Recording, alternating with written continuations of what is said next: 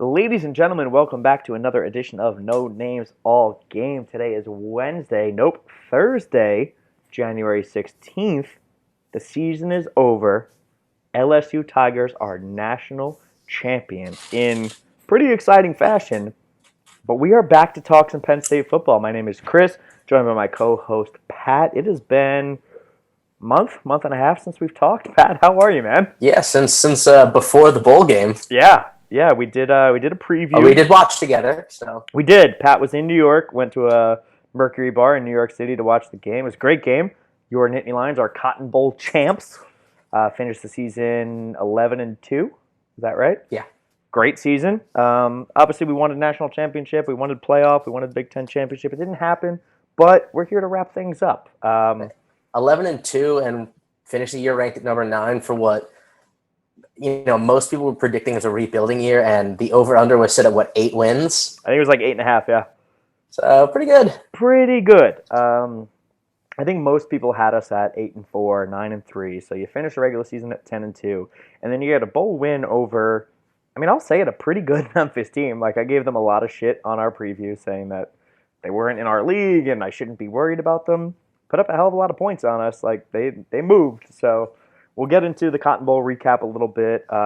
This episode is kind of a what do they call it? Like a potpourri. We got a bunch of random shit together. A hodgepodge. Yeah, take my man card for saying potpourri, but this is going to be a little bit of everything. We're going to talk a little bit NFL draft. We're going to talk a little bit coaching changes. We'll look back to the Cotton Bowl quick. I just take some questions from you guys on Twitter.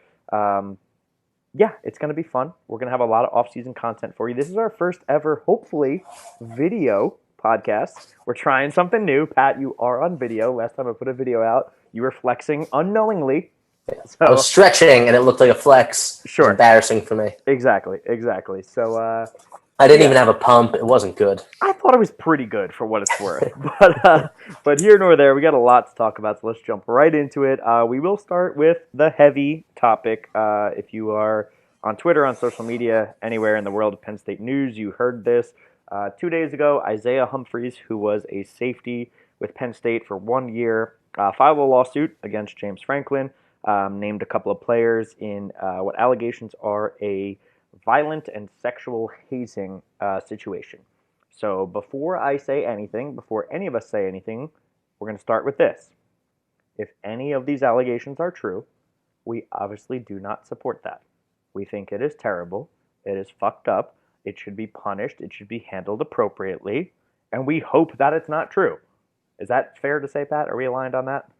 Yeah, of course. And this is not something you want to hear about a program and a school that you love. I really hope it isn't true, not just because of the ramifications it'll have on something I love, but because it's a horrible thing. Yeah. And you don't want something that, you represent, that represents you, to be doing something wrong, like something so wrong. Yeah, exactly. And that's what I think the biggest piece is. Like, okay, so we've said our piece there, and I think like it seems ridiculous that we have to say that, but I feel like you do because of just the nature of it all. Like, yeah, of course. If this is true, of course, that's fucking horrendous. I hope it's not, but let's start with what we actually know. So here's all we know, and this is, we'll get into my feelings on how people have handled this in a minute. What we know is that Isaiah Humphries filed a lawsuit. It's a civil lawsuit against Franklin, named some players. I don't know if it's against the university. I don't know exactly who, but filed the lawsuit that these things happened. What we also know is that this was brought up, I don't know exactly how long ago, about a year ago, when he was on campus. They got the Office of Sexual Misconduct, the Office of Student Affairs, and the DA involved. They investigated, found no criminal charges, and dismissed it. That's it, as far as I'm concerned. Like, that's all we know. Are you an insider? Do you know anything else? The only other thing I know is that the lawyer representing Isaiah Humphries is the same lawyer that represented the doctor who was wrongfully dismissed. Right. And so this is his second lawsuit in as many years against James Franklin. Yeah. So there's a lot to talk about, but there's also not. And here's where I'll start. I tweeted this out the other day. One of our followers who tweets us a lot, Nick Rocky, first tweeted it to me. He was like, "Hey, emergency! What do we do if this is true?" And like my answer, and I mean, it's not trying to like play it cool. Like my actual answer is, I have no idea, man. Like I don't play the what if. Like what if this is true? What if is what's gonna happen? I have no idea, dude. Like all we know is that a lawsuit happened. These allegations are brought up historically. The team investigated, the school investigated, the DA investigated, whatever happened. It was dismissed. That's all I know. It's like I don't like getting involved of like, this is true, this isn't true, this is gonna happen, this isn't gonna happen. It's a lawsuit, man. Like that's what the judiciary system is there for. Let it play out. I will say though, the story sounds a little. It doesn't really add up to me. Yeah, so let's get into that, and obviously we'll preface this with these are our personal opinions. That's why we do this podcast. Like, this is what we think of it. So my first problem with all of it is the reporting and the way the media handles it. So Penn Live was the first ones to break it, at least that I saw. I used to love Penn Live when I was a bit younger, like a year or 2 years out of school. They were like almost on like the daily. I would read their shit every day, just like keep in tune with Penn State football. It was kind of like before some of the bigger blogs happened. I used to really like them. As I've gotten older and like, I don't know, I don't love trashing people. They're just bad journalists, man. They're not good at what they do. They are very clickbaity. Like them and Onward State are probably two that I at this point just like I don't follow anymore. I don't read. I used to really like Onward State too. Same, and like Onward State's I guess a little bit different because they're mostly student journalists, so like you give them a little bit of slack. Like there are a couple of people who write for Onward State that I do still really enjoy reading though. And I'm sure there are, and like Penn Live, same thing. I don't mean to generalize. I'm sure there's some great people, but like Penn Live came out with it first, and like their headline was like, Coach Franklin and players like sued for this, which like, yeah, that's factual. They are sued for it, but they gave zero context on what actually happened or any of the past details. And that's the thing. Like, obviously, we don't know what actually happened. The only people that know what actually happened are the people in that locker room. So like what pissed me off is they put out this huge article, like drop this bomb, and don't include anything that like, hey, this happened, it was raised to local authorities, it was dismissed, all that kind of stuff. Like when Nick first tweeted it to us, the first thing I did, I just Googled Isaiah Humphries lawsuit, Penn State lawsuit. It was like, hey, let me see what else is out there. And I found the 24/7 article within, I don't know, 2 minutes that cited all of that historical information. And like, again, that's not to say it's right, wrong, and different. Like, none of us know the truth, but like, if you're going to put that kind of story out there, give me the context, Yeah. Honestly, the big thing in the story that didn't make sense to me is that he claimed this was, I think the exact words it was hazing by the upperclassmen against the underclassmen.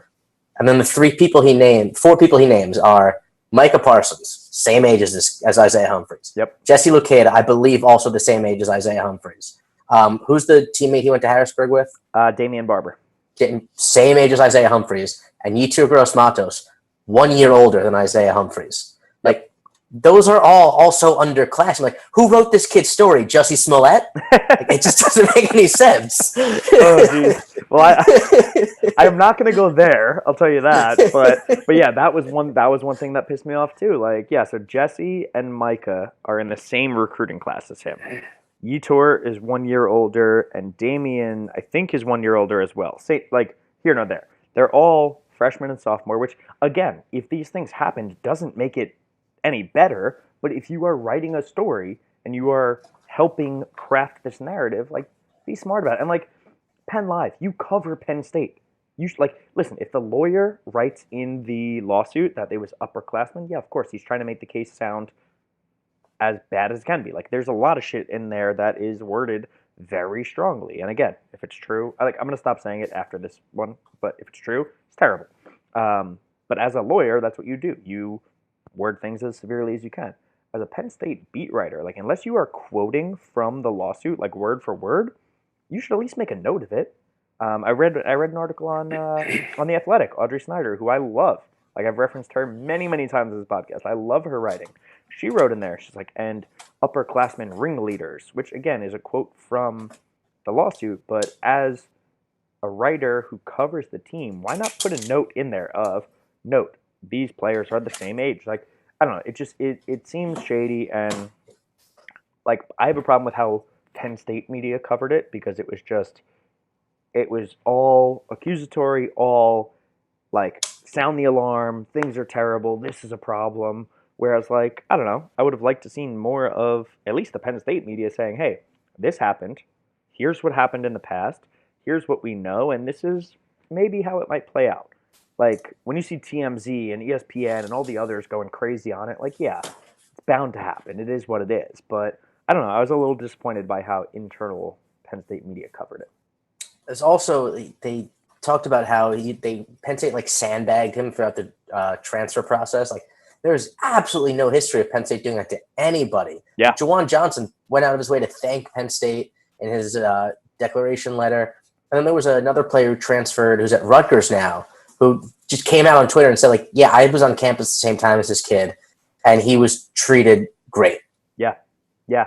So, and this is like, I want to be like super clear here. I'm not defending anything here. Like, I'm not trying to come across as like, this didn't happen, because again, I don't know what happened. Yeah, and I don't know. I don't think it did, but I don't know. I'll say this. I would like to believe it didn't happen. I have no idea what happened. And if you are out there claiming you know what happened, you're an idiot. And I'll get to that point in a minute.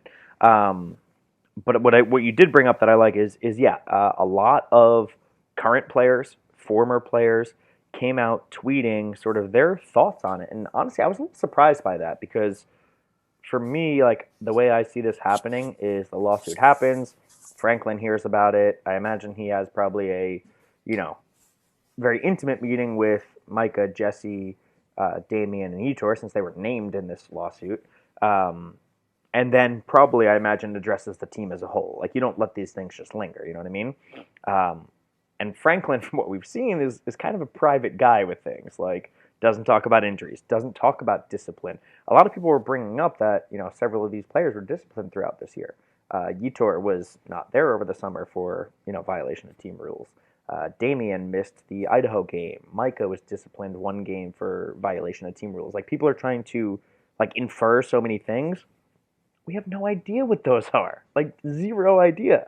But that being said, like, players started tweeting and they started, putting their thoughts out there. And like, some are a little bit more detailed than others. Like, the first one I saw was Lamont Wade just said lying, looking for attention. Obviously, you know what he's talking about, but doesn't really address it. Tyler Rudolph said, come on now, y'all believe this nonsense. Fred Hansard, I hope y'all don't believe that nonsense. Rasheed Walker, it's sad what people would do to knock a brother down. God don't like ugly. Devon Ellie's nonsense. Steven Gonzalez just tweeted 2 blue caps, which I explained to some of our older Twitter followers. Cap means lie. Felt pretty proud about that one. Okay. You ever hear people say, like, no cap means I'm not lying? So never heard it. Okay, listen. Stay up with the lingo, Pat. This is what the kids say. I'm an old man, baby. When people say no cap, it means no lies. So, like, Steven Gonzalez just tweeted out 2 blue hats, which means, like, cap. He's lying. This one struck me the most. In the top, like, 2 or 3. Garrett Taylor, who we've seen to be a very stand-up guy, tweets, I don't speak out often, but not going to sit here while Penn State football is falsely being dragged through the mud by someone who quit on the program. And then Jonathan Sutherland quote tweeted that and said, facts. Like, and this is not to say I trust certain guys over others, but, like, Garrett Taylor's a fairly quiet dude. For him to come out and speak on it, that spoke to me. Jonathan Sutherland, who went through what he went through this year with the whole, the letter that he was sent for his dreads and all of that, for him to speak out on it, that was kind of, eye-opening for me. And then, like you mentioned, Cory Bolds, who is a player, he was at Penn State. He had moved on, went to another school, and I think is now at Rutgers, said, I was at Penn State when Isaiah got on campus, and I promise you the allegations are false, looking for money and a headline. And then the last one, Ryan Bates. Did you see Ryan Bates? Yeah, straight up. He went off. He went off. So he said, this kid absolutely sucks. I was there when he was, and nothing but trouble came from this kid. From the jump, he made a name for himself for being a troublemaker. I can assure you that everything that comes out of his mouth is a lie. All caps, this dude stinks.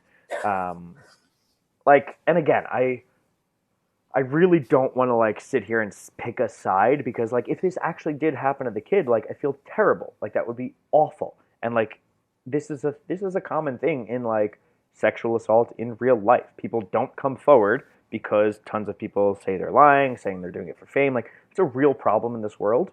I'm not going to get too deep into that, but, like, that exists.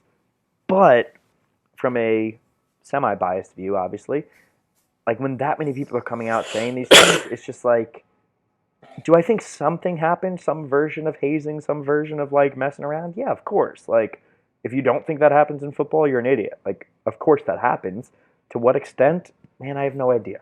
I really don't. And I hope it's not as bad as Isaiah is making out to be in this lawsuit.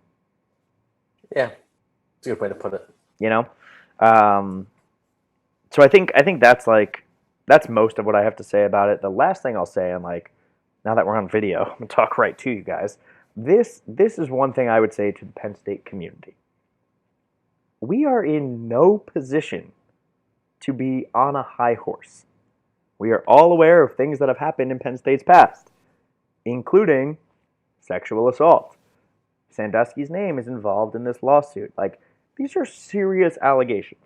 For every person who is out on Twitter replying to every single article, to every single person who's saying Penn State should get the death penalty, of course this should happen at Penn State. Penn State sucks. For all of you that are going out and typing, the DA dismissed it, it was investigated, there was a lie detector, you are part of the reason that people call us a cult, that people say that we are blind. Just shut up. Just let it happen. Does it suck? Yeah, it sucks. Is it like tough to sit there and watch people trash your school? Of course. But there are bigger things in life. Stop replying. Just stop tweeting. Stop saying all these things. You are making us look bad. Yeah. Like, we don't have a ton of moral high ground. Like, it's so bad, right man. Now. And it's like the people who are going to sit out there and say, like, oh, of course Penn State would let this happen. They let Sandusky happen. Do you really think you're going to change their minds? Do you really think your reply? Fucking clowns too. Yeah, but do you think your reply saying, hey, the DA dismissed it, do you think that guy is going to reply back like, oh, thanks for sharing that. I now see your point. No. Yeah, no. That guy listens to Alex Jones and thinks the government's turning the frogs gay. All yeah, right? Yes.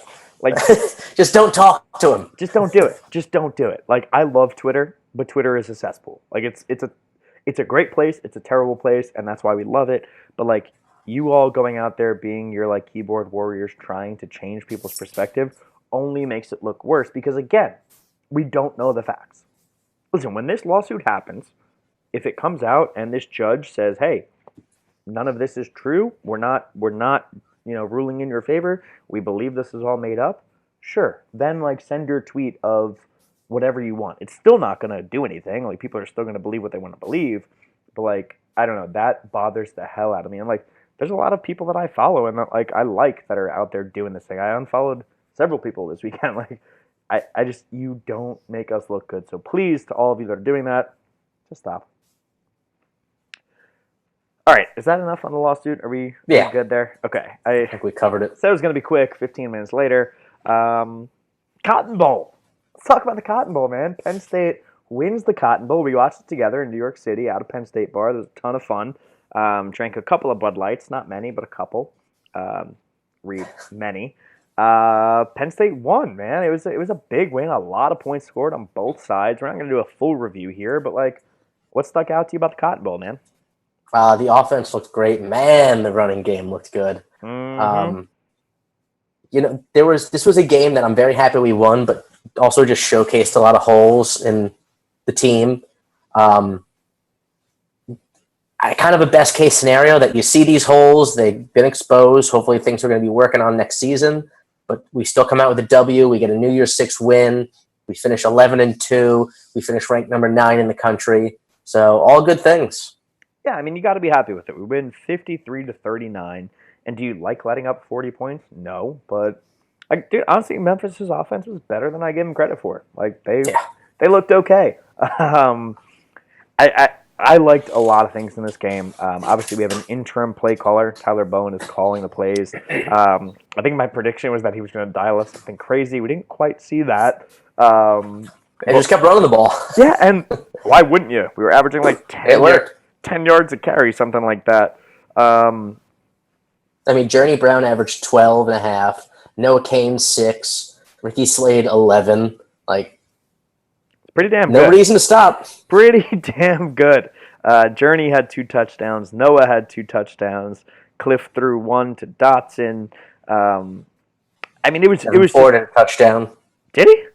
Yeah, 1 yard touchdown, baby. Oh wow, look at that! My screen was not scrolled down enough. Sorry. Devin Ford had a touchdown. Oh yeah, because then I literally had a tweet drafted for if Ricky got in 4 for 4. The Lone Boys do it. Didn't happen, unfortunately. But Ricky 5 for 58. We'll take it. Jahan Dotson with the receiving touchdown. Yeah, Garrett Taylor with the pick 6 at the end, right? Mm-hmm. Marquise Wilson had an interception. Like, yeah, this game is a month ago at this point. Obviously, we're not going to do a super deep dive on it. I think there's 2 guys for a line if we're talking about it. I don't have a lamb. I'm sorry, I don't. But if we're going to do a line, I think there's 2. So take your pick. Who's your line? I'm going with Micah Parsons, man. Yep. The other guy's going to get mentioned. What a great game he had. But Micah Parsons had 15 tackles, 2 sacks. The forced, I don't know if you want to call it a fumble or forced the interception that led to the touchdown. But he couldn't be stopped out there, man. He was an absolute beast.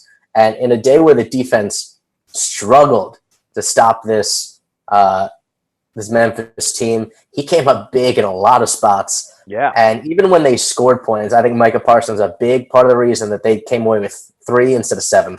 Yeah, I completely agree. I think Micah played out of his mind. He was all over the field. And we've like, I feel like I've said that exact phrase on a couple of different weeks of this podcast, but I mean, it just shows you how athletic this dude is, how fast he is, how strong he is, and how smart he is, man. He diagnoses plays so fast. It's beautiful, man. It is beautiful to see that. Like he's one of those guys.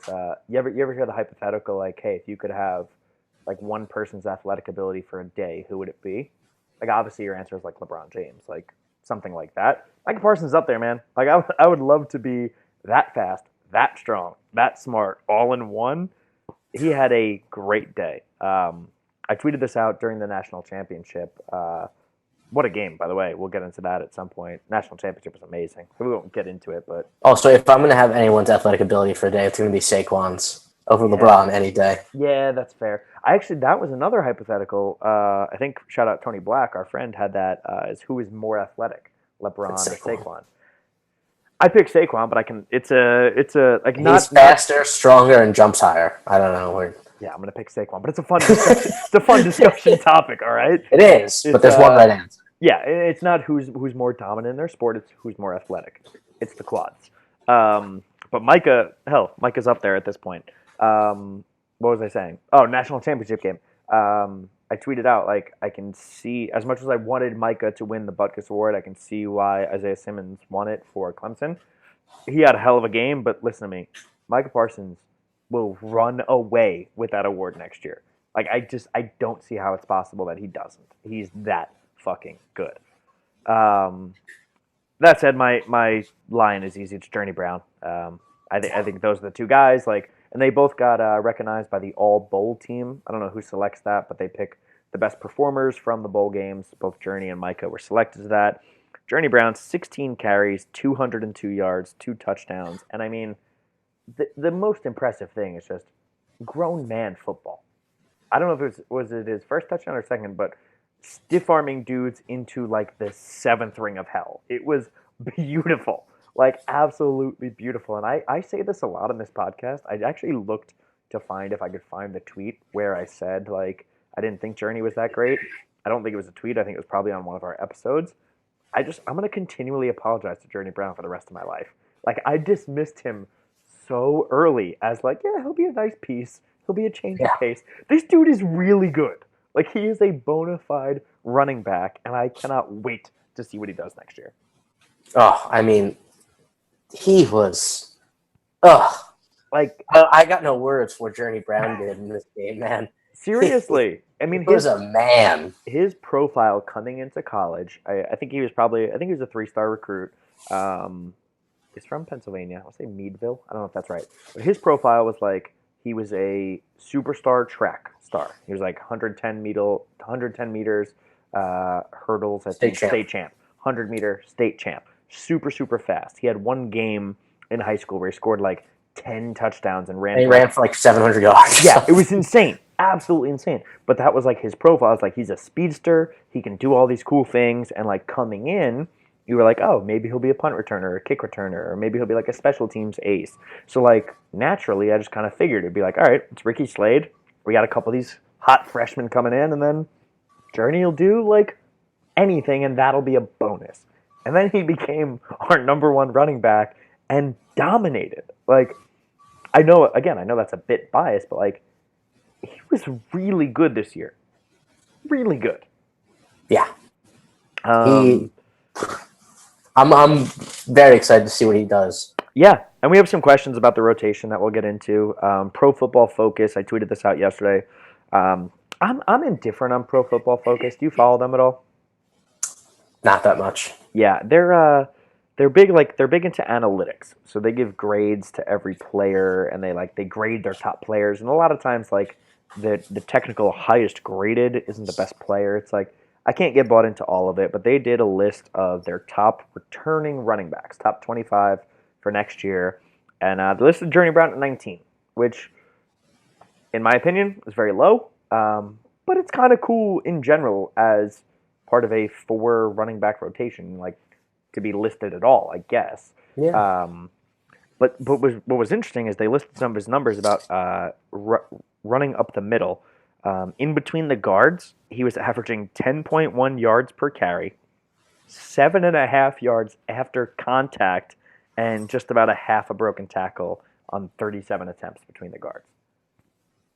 Listen, if you want to talk about ground and pound football, Journey Brown's your man. Like, that's pretty damn good. That's from a guy whose thing is supposed to be how fast he is. Exactly. So exactly. He's doing that up the middle. Yeah, but then he shows you like the one in the Cotton Bowl where he runs outside and stiff arms this dude. Like, he's got that extra burst too. He's got a little bit of everything, man. And I'm excited to see how the rotation plays out, because obviously we know how talented Noah Cain is. We know Devin Ford can be a piece. We know Ricky Slade can be a piece. We have 2 4-stars coming in. We'll get to this Twitter question in a little bit. But cool to see for Journey, man. So he's my lion. All in all, for me, again, Cotton Bowl, not great to let up 40 points. I don't know. I'm not going to put blame anywhere in particular there. Secondary is getting beat a little bit. It happens. Like, it is what it is. This is a positive podcast. This is the end of the year. We're being happy. Shout out to Micah and Journey. You guys are our final Lions of the year. Yeah, season look back. So what did we finish? 11 wins, 3 of the last 4 years mentioned. I don't have much else to say, man. Like, all in all, it's a solid season. Yeah, I mean, it's a season you have to be happy with, considering what the expectations were. Yeah. Clearly outperformed expectations. Like, the only thing you could be disappointed in was at one point we thought we could go to the college football playoff. Yeah. Ranked as high as 4. And we're like, listen, even if we lose to Ohio State, if it's close, if that's the only loss, like, that should still be able to get us in. Yep. That damn Minnesota game. Yeah. 11-2. It's gotta be happy with it. With a first-year starting quarterback. True. Very true. And with a team that was flawed. I mean, we had a lot of trouble stopping the pass this season. Mm-hmm. We had a lot of trouble with, consistent receiving options. So, there are things we're going to have to work on for next season, and I think we've already done a good job addressing them in coaching hires. But there's definitely there's room for improvement on an 11-2 team. Yeah, I agree. No one looked at this team and said, "Wow, this is the ceiling. Like, this is as good as it's getting." Well, so you got to like that. I think there's so much room for improvement, which is crazy. Like 11-2, and you're like, "Oh my God, there's so many things we can get better at," which is wild. Like, if you're, again, we've said this many times, if you're someone who doesn't like James Franklin as your coach and doesn't think this program is a good spot, you're an idiot. All right, choose your own adventure time. Do we pivot to Twitter questions right now because a lot of them are relevant to what we're talking about, or do we keep going through some of the topics? TQs. Let's go. You know what? TQs. Audible. We're going to the TQs. This video is brought to you by Sierra Nevada. No, it's not. I'm just having a beer. All right, Twitter questions. Because we talk about the growth of this team and where can we go, we're going to start. CJ Scalzetti. We have a voicemail from Sweens. And it's the return of Sweens. I'm recording my screen, so I can't get out of this thing. Like, I'm in a window. Like, I'll try to get on my phone. We'll figure it out. We'll get to there in a minute. But let's start with CJ Scalzetti. CJ Goon, our guy. speaking about where this team is and where can we go, he says, honest feeling, watching LSU Clemson, how far away do you think we are from that level? So let me start with this, Pat. Did you watch the national championship game? I was at work, so no. Dude, what kind of college football fan are you? One who has a job. Very, very fair. Very fair. I did watch it. It was an incredible game. I'll say this, for those that have listened to us for a while, you know that I used to live out in LA with Pat. I have since moved back to New York. Watching that game on East Coast time was awful. I didn't go to bed till like 1 in the morning. Like, this is what you people do? Like, West Coast, it starts at what, like 5 p.m.? You're done by like 9. You have a good night. Unreal. But it was a great game. It was an incredible game. Clemson came out firing, got an early lead, and then Joe Burrow started doing Joe Burrow things. And that LSU offense, Jamar Chase, who I am in love with as a wide receiver, started doing his thing. It was an incredible game. What are your feelings, though, as far as, like, even college football playoff in general, watching some of those games? Like, how far away do you think we are from them? I don't think we're that far, especially when you consider I was not impressed by like the defense played by either team in that game. I think Penn State probably has a better defense. I don't know. That might be a little bold, but Penn State might have a better defense than either of those teams that were in that game. Especially if we're able to get the secondary working a little bit better. It's the offense that, consistency on offense that I think is where we lack against really elite teams, where they get the ball and you just like, oh, it's probably going in the end zone. Now there's a good chance that this is just going to be a 14 play, 6-minute drive that ends in 7 points. And that haven't been able to do that against competition like a Clemson, like an LSU. That's where it hasn't been. Like, we can do that against teams that we're supposed to do it against. Yeah.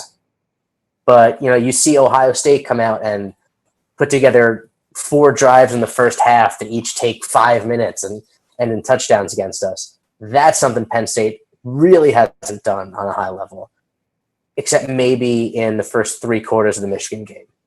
Sure, and that's fair. And I actually really like that CJ asked this question because I was kind of thinking it throughout that game as I'm watching. But I think we're close. Final answer. Yeah, no, I'm good with that. My answer is I go back and forth, man. I really do. There were moments of that game where I was watching this, and I think it's almost a little bit unfair to compare to LSU because I think they're one of the best teams we've seen in college football in a very long time. You don't see a lot of Joe Burrows. You don't see a lot of Trevor Lawrences. Yeah, but LSU in general, with the receiving core that they've had, with the defense, like you said, their defense wasn't great. They've got 5-6 guys that are going to be NFL starters next year. Like, we don't have that sort of depth yet, which worries me. You know what I mean? Like literally LSU, all of these guys that declared, their corner, Fulton, their safety, Delpit, their lineman, Chasen. They've got probably, I think it's five guys on their starting defense that are going to the NFL. They're going to get drafted round 1 or round 2. That's like the Alabama factories that we've seen over the last couple of years, and like that's tough to compete with, man. Like, we saw Clifford struggle against Minnesota. We saw our offense struggle against like teams that we should blow out. And like, that's not me blaming anyone. That's just, hey, we're young. We don't have 6 NFL starters on our team. You know what I mean? So like, I was in that negative, but then I was also in the, hey, Clemson just stopped LSU twice, pinned them deep in their 5, and they couldn't do anything. We could do that. Easily we could do that. And I see Trevor Lawrence make a couple throws. I'm like, Cliff could do that. Of course he could. Hamler's getting open. KJ's there. John Dotson's over there. Journey's running all over these guys. So like, my kind of reaction to that was very roller coaster. I think a lot of it does fall on Cliff. And we said this last year throughout the season. We live and die on that quarterback play. Like, we know at this point we've got a good running back stable. We know we've got a great tight end. We know our wide receivers are going to be a little bit shaky. We know our offensive line is going to be a little bit inconsistent. That being said, the biggest problem in this national championship game, to me, Trevor Lawrence was just missing. Like, once he got out of his rhythm, once he started overthrowing dudes, they didn't have a chance. Because early on, they looked good. And Clemson was like, oh, shit, they're actually going to do this. They're going to take down the mighty LSU. So I think a lot of it relies on Cliff. I think our defense can be there. I think our secondary is probably the biggest question mark, like you mentioned. Like, our run defense this past year was incredible. And I honestly think it has a chance to be better next year as our linebacker core takes the next step, as our defensive line replaces Etor, of course, but has some really talented people. I think it comes down to our secondary. So, like, I mean, I think the stats are there. There's a new graphic every day. We're one of 6 teams to be ranked in the top 10 for however many years, or one of 5 teams to do this for this many. You've seen all those that the account tweets out. So, like, yeah, I think we're close. I just think we need that, like, I feel like we don't have that swagger yet. You know what I mean? I don't feel like we have that, like, aura of confidence that, like, yeah, we can go into Columbus and beat the shit out of Ohio State, or we can go into Ann Arbor and beat the shit out of Michigan. Like, I'm still nervous for those games. So, like, I'll be honest, I'm still surprised that, like, Michigan gets for better recruiting classes than us ever. Mm-hmm. Yeah. Because if you look at, like, our 2 programs, ours is in better shape. Oh, 100%. 100%. And, like, that's what I mean is, like, I don't know what solves this, but, like, I think it's more of the, not mentality, because, like, I think our team has the right mentality, like, hey, 1-0, we're going to go do our jobs. Like, I think they're bought in, but it's still, there's still, like, this like, stink around the program. Like, we're a borderline top 10 team. We're a borderline top 5 team. Like, when we were ranked 4 in the college football playoffs, so many people were like, that's a joke. They'll be out next week. Like, no, yeah. And, like, everyone talks shit about everyone, granted. But it's like, I they don't know. Were right. Yeah.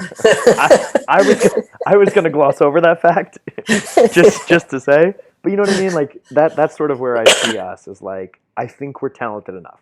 I think, honestly, if we played Clemson, I think it would open up as, like, them being like a 11-point favorite, but I think we'd have a chance to keep that game very close. If we played LSU this year, I don't know. They're amazing. But, like, I think we're very borderline. I think Joe Burrow could throw, like, 14 touchdowns against us. God. Dude, and honestly, like, in this championship game, it was, like, the first 2 drives, they didn't do anything. And then he opened up, like, that 50-yard bomb to Jamar Chase. And I was like, all right, it's over. Like, it was gorgeous. Perfectly placed. Perfect route. Perfect everything. It's like, we need to make that jump. And yeah, I hope it's this year. I really do. Like, I think we're at a point where, yeah, we lost a few guys, but we've got a lot of guys returning too. So very excited to see how Cliff progresses. Yeah. How, who opens up in terms of the wide receiver core. Yep. What the new offensive coordinator brings. There's so many question marks. So let's try to play a voicemail right now from Sweens. We're gonna see if this works. Pat, you're gonna tell me if you can hear this. I gotta download it. We're gonna wait a minute. I'll edit this part out. If you're watching on video, you're probably gonna see this. This is how the sausage is made. Why can't I play it on my phone? If this doesn't work, we'll just go to the next one from CJ. Oop. Getting back on the horn. Wishing you guys a happy New Year 2020. It's gonna be a good year. I just got back from my honeymoon, so I'm feeling nice and rested and ready for the new year. I'm sure you're going to get into it down the road, combine coming up, but any early predictions on what KJ Hamler and YGM are going to run in their 40s, maybe some other metrics they might put up? Also, how do you think they're going to set up the defense and specifically maybe the linebacking core next year in terms of where they might move around Micah and some of the other stuff they're going to do to utilize the talent they have and make it a really, hopefully, scary defense in 2020. Gonna have a ton of time to talk about it, obviously, but just starting to get some thoughts flowing. So I'll be in touch and can't wait to listen. See you. Well, first of all, Sweens, honeymoon, congrats, man. Congratulations. Hope the wedding was amazing. I'm a little upset we didn't get invited, but that's fine. Honeymoon, I'm sure, was incredible. A lot of questions there. Provide entertainment, do a live podcast. I could have done a tight 5. I'm just saying. Do you guys know Pat's a stand-up comedian? He's very funny. I've seen some of his sets. Check him out. I love how I was leaning in to listen, and then halfway through, it was like, I have headphones on. It's funny because I saw you leaning in, and I was like, oh, shit, I wish I could turn it up louder. That's really funny. It wasn't going to matter. If the audio is bad on that, I'll pump it in post. That's what they say in the biz. Pump it in post. A lot of questions there. I think his first one was about KJ and Uter, right? Yeah. I have no idea what Yetur usually runs in terms of a 40, but I could see him in like the 4.6 range, 4.65-ish. Yeah, I think he probably runs a little bit quicker than that. Yetur's like, he's very, I haven't looked up their Penn State testing numbers, so I genuinely don't know. I think Yetur could be like that sneaky fast guy, where like he doesn't look like he is. He plays quick, he plays aggressive, but like you look at him and you're like, he's not that fast. But it wouldn't surprise me if he's like a 4.59 guy. Okay. Which I don't, honestly, for comparison, I don't even know what like edge rushers are supposed to run, to be honest. Like I know what running backs are supposed to run, I know what wide receivers are supposed to run. I don't know how much it matters for an edge rusher. Like, does it? People like to see those numbers on the edge rushers. Yeah? Yeah. Okay. KJ, on the other hand, I think... KJ's definitely running a sub 4.4. Oh, easily. I was going to say he's going to be borderline sub 4.3. Like he's sub 4.3. Ooh, I was going in the threes, but he had a quote. I think it was earlier this year, maybe before this season. He said, "By the time I leave here, I'm going to be running a 4.25." That was like what he wanted to project. He has been hand clocked at Penn State. I know because I've read up on this at like a 4.28. But again, that's you never know with like actual at your own school, your own guys clocking. It would not shock me if he goes 4.3 flat or like a 4.29. Like that would not shock me at all. I think personally this year, the wide receiver class is incredibly deep, and there are a lot of speedsters. Like Henry Ruggs from Alabama is unreal. Like they're talking about him possibly breaking the record. John Ross had it a couple of years ago. I think it was 4.22, 4.23. He beat who was it? Chris Johnson, I think, was the old Chris Johnson. Remember Titans running back? Yeah. I thought Deion Sanders had the record. I think it was Chris Johnson. I think he had like a 4.24. Deion's unofficial. Maybe unofficial. I want to say Chris Johnson had it, and if I'm wrong, someone correct me. But I think he had like a 4.24. What did Troy Apke run? Oh, he was like he could run. Yeah. I forget what his actual time was, but it was real. It was damn good. And that's why I have some confidence in KJ too, because like the way we've seen our guys run from Dwight Galt's strength and conditioning, like they always test incredibly well. We know he's a speedster. Like you've seen him break off these unbelievable runs in game. Now he has months to prepare for a single 40-yard dash.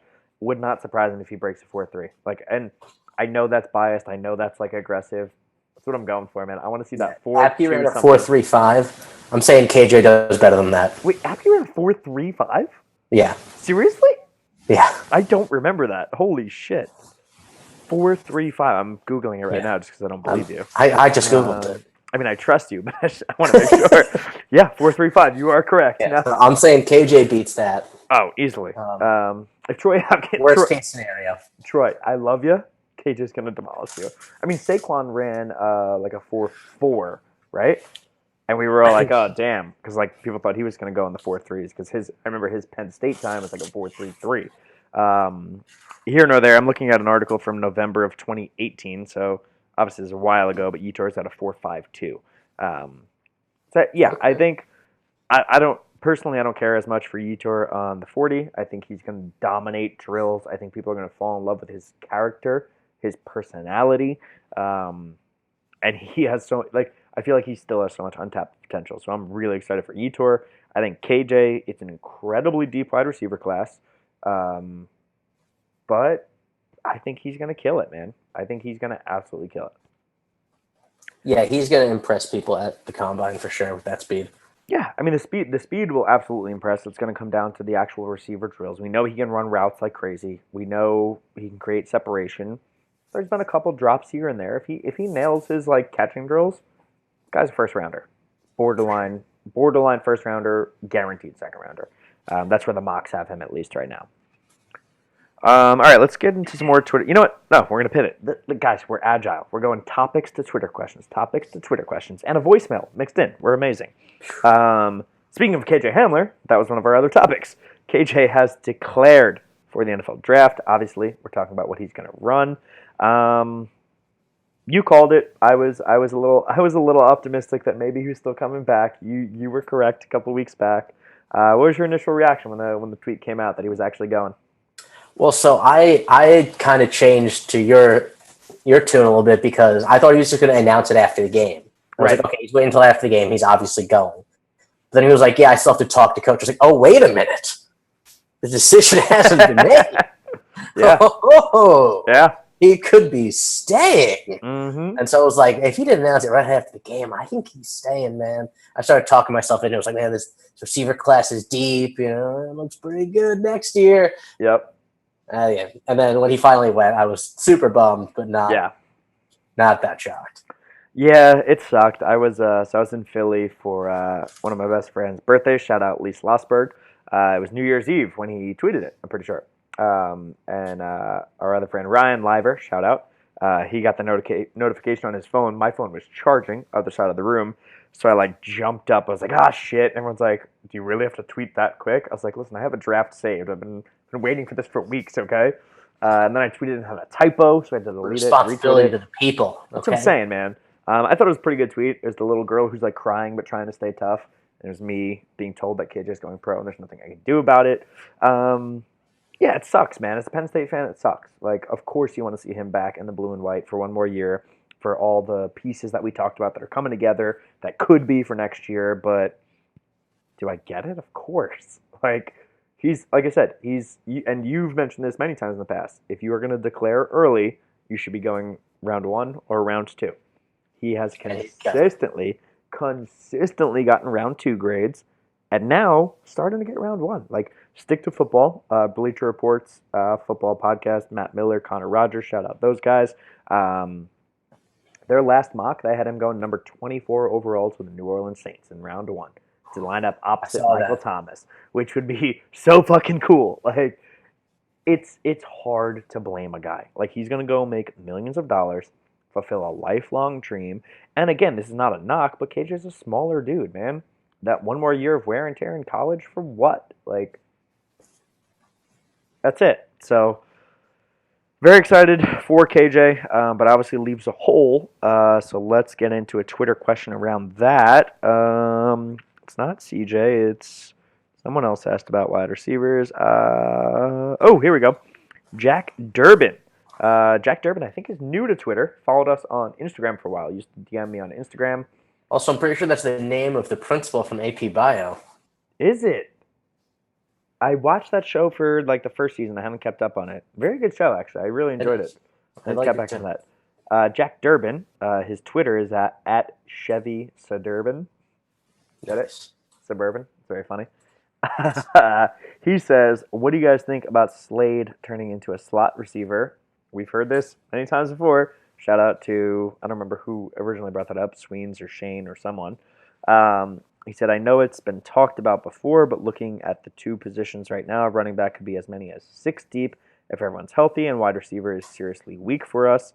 And then I also got another DM from Eric, whose Twitter name is at Eric52142598. It's a lot of numbers. He says, hey guys, really enjoy the pod. Eric, thanks for listening, man. Says, on a scale of 1 to 10, how worried are you about the receivers? Let's just jump into it. KJ's gone. Receiver is obviously concerned. Let's start with Eric's question. 1 to 10, what's your worry level, your panic So level? I want to apologize to Jack Durbin first because the character from AP Bio is named Ralph Durbin. Oh. Sorry, Jack. Do you want to take a time out? Do you want to go think about what you just said? I'll take a lap. Glenn Howerton's character is named Jack. Okay, yeah, he's incredible in that show. I love him. Dennis I would Reynolds. say how worried at scale 1 to 10, I am a 5. Okay, I like that because I responded to Eric and I said I'm probably about a 5 or a 6, so we're aligned. Yeah, I think Jahan's going to have a big season. He's shown flashes of greatness, and he's had a few games where he had more receptions, more yards than KJ. I think being sort of on the field at the same time as KJ, he just got overshadowed sometimes. And between him and having Freiermuth on the field at the same time, those are two really great options. So I don't, you got two solid options like that on the field. I don't think it's ever going to be like bad news, but I am concerned about depth for sure. Yeah, and I think that's exactly right. So I think there's a couple things to think about here. Obviously, we know we have a strength at tight end. We know we have a strength at running back. You bring in a brand new offensive coordinator who has obviously success at Minnesota, has had success in his past. You hope that he is able to assess the strengths, assess the weaknesses, and create a game plan around that. Right? Like we all know wide receivers not deep. A new wide receivers coach. Yes, yes, and we will get to coaching changes in just a minute. But you hope that like this guy's a veteran OC, he's going to look at that and say, okay, I'm not as deep in wide receiver as maybe I was at Minnesota when I had a couple of NFLers. I'm going to create my game plan to that. And it is tough, man. Like going back to the first question of how close are we to the LSU's and Clemson's, you look at both of those offenses. Both of those offenses had 2 to 3 bona fide wide receivers on the field. Like you look at LSU, Justin Jefferson just declared for the draft. Jamar Chase, who is the best player on the field in my opinion, is a true sophomore, so can't declare. And then they had a couple other like reliable guys. And then you look over at Clemson, T. Higgins, draft. Justin Ross, sophomore, can't go. But like they have multiple guys who are incredible. And shout out Tony Black again. He tweeted like we haven't really had that since the Godwin Hamilton days. You know, like KJ Dotson was probably as close as we've come recently. So like, am I worried? Yes, because there's not any like proven commodities. But also like I'm generally an optimist. You guys should know that by now from listening to this. I think Jahan's gonna blossom. Like he showed some real promise this year, and I think he's gonna do very well. Everyone starts talking about the true freshmen that are coming in. You got to remember, we brought in 2 guys in last year's class. John Dunmore from Florida came in as a 4-star. He redshirted this year. I hope he's ready to be a very strong piece of this offense. Like he was a highly touted wide receiver. So yeah, I hope he is a piece of it. And then yeah, of course, you bump down to the true freshman. You look at Keandre Lambert, very highly recruited. Parker Washington, very highly recruited. Jaden Dotton, very highly recruited. Norval Black, JUCO transfer. Malik May, I don't know how to say his last name. I'm sorry, Malik. You brought in 5 wide receivers in this class for a reason. You know it's a gap. And don't forget, you still have guys like Mac Hippenhammer and Cam Sullivan Brown. Have they been shining stars? No. Could they possibly transfer and do something else? Sure. But like Mac Hippenhammer has shown that he can be a suitable wide receiver at times. Am I saying He like showed some flashes. am I saying he's going to transform our offense? No. But like I don't know. I'm not like to the question from Eric 1 to 10. I'm not here sitting here like it's panic time. Like hit the panic button. Is it going to be a weakness? Sure. But do I think some guys are going to really like blossom from this? Yeah. I would say, is it going to be weakness? Maybe. I like that. I like that. Yeah. And obviously we would love to have Justin Shorter. Wish he would have stayed, but looks like it's all but ink dry on the paper that he'll be a Florida Gator. Yeah, it sucks, but it is what it is. I love Jahan Dotson. I'm very promising for John Dunmore, and then we're gonna need some guys to step up. And honestly, that's it. Like you can't make something out of nothing. Like you can't just magically produce wide receivers. Some people have mentioned like, hey, maybe we get someone in on the transfer portal. That would be great. I would love that. Talk of what's his name from Wisconsin. Oh yeah, the guy that had the return in the Rose Bowl. He like had a kick return. Crookshank? No. I forget his name. There's a guy from Wisconsin. There's Tariq Black from Michigan who's in the portal. Solomon Enos, who's Curtis Enos' son, was apparently leaving Arizona, I want to say. There's some receivers out there. Would it be great if we get one of them in? Sure. But like I don't know. I'm not super bought in yet to the like build your team through the transfer portal. Yeah, I mean the thing is, guys in the transfer portal, except for 1 or 2 quarterbacks a season, are going to be guys who weren't playing at their school. Yeah. No one's going to be the best receiver in the country. And like, you know what though? I think it could be better. Yeah, most of them are going to be role players. I mean, we got Weston Carr. He didn't really see the field. Like, I'm sure he's a great dude. Didn't really happen. You can transfer in people who have potential. Yes, like exactly. High potential. Like Tariq Black. Tariq Black was a great receiver for Michigan. I don't know why he's leaving. I don't know if he's confirmed to be leaving, but he's in the portal. He would be a great addition. But like I don't know, some people are on the this is the way college football is and this is new recruiting. Like you have to be aggressive in the transfer portal. And I get that. I see it. But like I'm not fully there yet. Like for me, anything we get in the transfer portal is like a nice bonus. but I'm not. If I'm a head coach or an offensive coordinator, I'm not sitting there saying like, all right, I need to build my team through this. Like, you know what I mean? Agreed. All right, so that's most of the Twitter questions. Let's get one more from CJ. Says, how do you think as of now the running back rotation will work? Then he has a couple others. Let's start there. How do you think the running back rotation will work? Well, I do kind of want to see Ricky Slade transfer to a slot receiver. Oh yeah, we didn't answer that question. My bad. I think he's quick. I think he's effective when we pass the ball to him. And we just have so much depth at running back and not that much depth at wide receiver. I think it would be a great thing. I'd rather see Ricky Slade as a slot receiver on the field consistently than our third running back. Yeah, and I mean, scary is maybe not the right word, but like the interesting part is, again, you just brought in 2 4-stars in Keziah Holmes and Kevon Lee. There's already talk like Keziah Holmes is an early enrollee. Like there's an article that I think Jaywan Sider said he's going to be a household name, which of course is a coach pumping up his player. That's what you're supposed to say. But like if these kids come in with the same kind of swagger that Noah Kane and Devin Ford came in with, now you got 6 dudes in that room who can play. So my answer to this, and I think I DM'd Jack back on this, was like, I don't know if we see a formal position change. Like I don't think you see it on the roster of Ricky Slade, wide receiver. I think he's going to be a running back because that's like, I don't know, that's who he is, and he can run the ball. We've seen that. But do I think you see a lot of packages with him lined up in the slot? Yeah, probably. Like if you're Kirk Sharaka, why wouldn't you? Like you're looking at your strengths, your weaknesses, where you have depth, where you don't. Yeah, he's been very effective as a pass catcher. Why not? Yeah, I think it's a great idea. Yeah. So that being said, rotation-wise, what do you think for the rotation? We got at least 4 guys in the running back, possibly 6 guys. And again, if you're a head coach or an offensive coordinator or a running back coach, like this is the point where you need to really sit there and go like, okay, should we burn these red shirts? It's kind of dumb. I got to imagine someone's catching a red shirt. At least one of the 2 in Keziah Holmes and Kevon Lee. Like we saw Noah and Devin both burn them this year, which we didn't expect. One of those guys is absolutely redshirting, which is, again, they can play 4 games, so that's cool. They'll get some playing time, but at least one of them has to be redshirting. I think Journey Brown's got to be your number 1. He's shown it this season. And then Noah Kane, I think, is a clear number 2 to me. Yeah. Yeah, it's funny because we spent so much time, say like the first 5 weeks of the season trying to figure out what it was going to look like, and now it feels like it's clear as day.